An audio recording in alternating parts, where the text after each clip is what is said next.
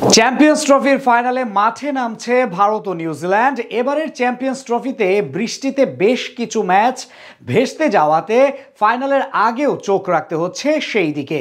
ফাইনালে বৃষ্টি কিংবা অন্য কোনো কারণে ম্যাচ মাঠে না গড়ালে কার হাতে উঠতে যাচ্ছে শিরোপা, কিংবা ম্যাচ টাই হলে কিভাবে নির্ধারিত হবে চ্যাম্পিয়নের নাম, তাই নিয়ে আগ্রহের কোনো শেষ নেই ভক্তদের। ম্যাচ পরিত্যক্ত কিংবা টাই হলে যেভাবে নির্ধারিত হবে চ্যাম্পিয়নদের নাম, Xiaomi Note 14 প্রেজেন্টস আজকের প্রতিবেদনে থাকছে বিস্তারিত।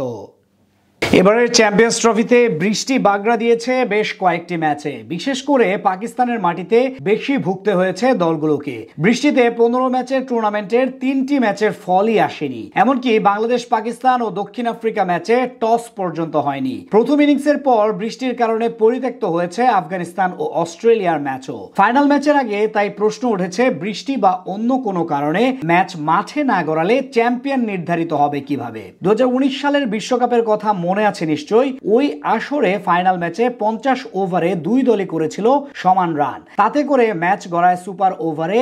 1 ওভারের ম্যাচেও হয়েছিল একই পরিণতি।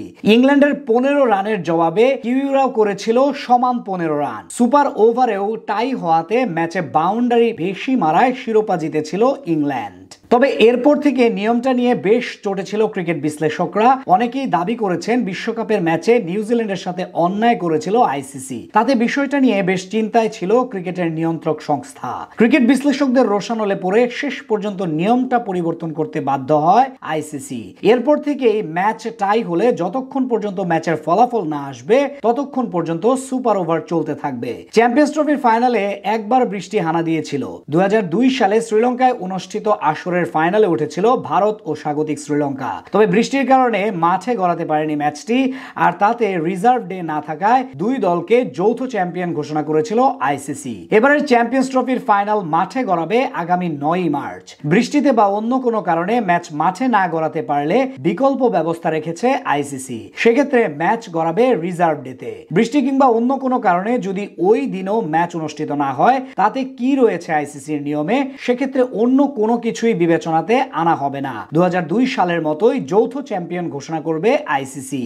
এই তো গেল বৃষ্টিতে কিংবা অন্য কোনো কারণে ম্যাচ মাঠে না গড়ানোর হিসেব। তবে যদি দুই দলের ম্যাচ টাই হয়, তাতে রয়েছে ভিন্ন নিয়ম। এবার আর 2019 সালের বিশ্বকাপের ফাইনালের মতো চ্যাম্পিয়ন নির্ধারণ হবে না। তবে কিভাবে নির্ধারিত হবে চ্যাম্পিয়নের নাম, তাই নিয়ে কৌতূহলের কোনো শেষ নেই ক্রিকেট প্রেমীদের মধ্যে।